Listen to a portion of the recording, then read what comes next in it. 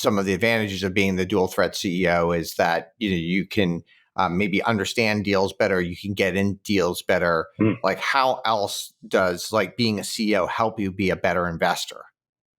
Let's talk about how being an investor helps you a better CEO. Okay, because that's probably the harder one. That was my next question. Yeah. Well, and then we'll come back to that other one. But this is, I think, interesting.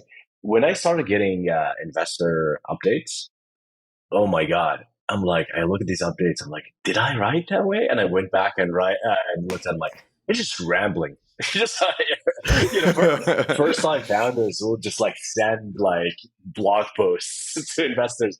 Like investors receiving tens or hundreds of those, like they're not going to want to read your thing. Yeah. And so the first thing you notice is like how you communicate with the investors is going to be very important for them to be helpful.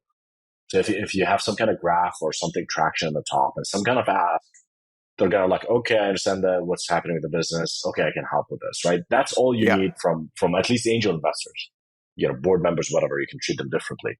So that's one way I started kind of reflecting my behavior when I deal with investors, is to actually give them, information they can digest and act on really quickly.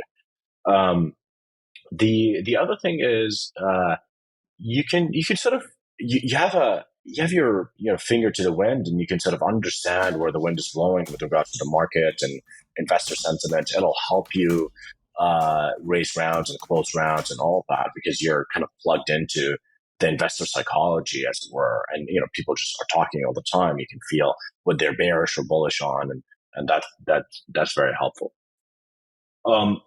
On the question of how being a CEO helps you as an investor, I mean, it's the same thing. You can sympathize with the founder. You're implicitly founder first. You're implicitly more founder friendly than any other professional investor, because you're literally in their shoes. You can feel their pain and you can understand what they're going through.